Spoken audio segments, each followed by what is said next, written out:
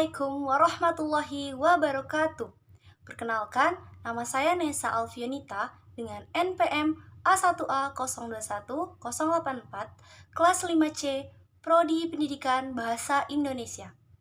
Baiklah, video pembelajaran ini dibuat untuk memenuhi tugas mata kuliah analisis wacana dengan dosen pengampu Dr. Nurmanzah, MPD. Simak videonya. Baiklah, di video kali ini, materi yang akan saya jelaskan adalah perkembangan analisis wacana di bidang pendidikan bahasa Indonesia. Dalam linguistik, kita pasti menemukan apa yang disebut analisis wacana. Secara umum, analisis wacana adalah studi mengenai tata bahasa dalam linguistik. Pengertian wacana itu sendiri menurut Hari Mukti Krida Laksana, yaitu satuan bahasa yang paling lengkap dalam hierarki gramatikal dan adalah suatu gramatikal tertinggi serta terbesar. Analisis wacana tentunya memiliki sejarah perkembangan dari zaman dahulu hingga saat ini. Dalam linguistik, analisis wacana mulai muncul sebagai linguistik murni, yang dimana tidak bisa mengungkapkan hakikat bahasa yang sebenarnya dan sempurna. Secara historis, pada tahun 50-an, kajian bahasa masih saja berputar di seputar kalimat. Pada tahun 1952, seorang pakar bahasa dan linguistik yang bernama Zelig S. Harris memberikan fakta bahwa ia merasa tidak puas akan tata bahasa kalimat itu.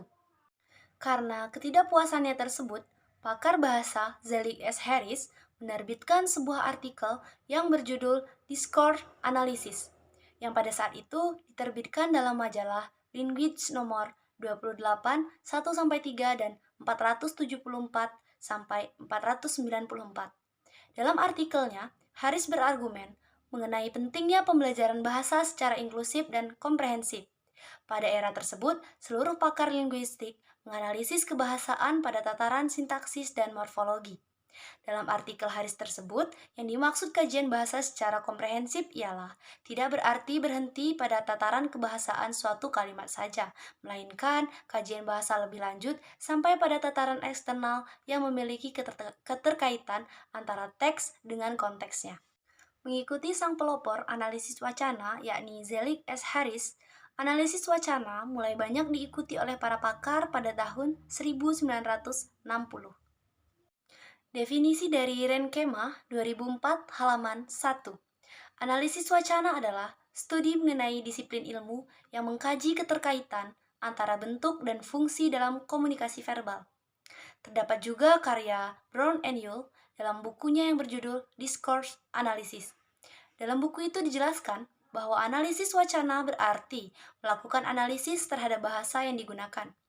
Demikian pula dengan Van Dijk 1998, halaman 24, karyanya yang berjudul New as Discourse, menggambarkan tentang analisis wacana merupakan suatu proses penggunaan bahasa serta bahasa yang bertujuan untuk mendapatkan gambaran deskripsi yang lebih tegas dan sederhana serta tidak berbelit-belit dan teratur tentang apa yang disampaikan.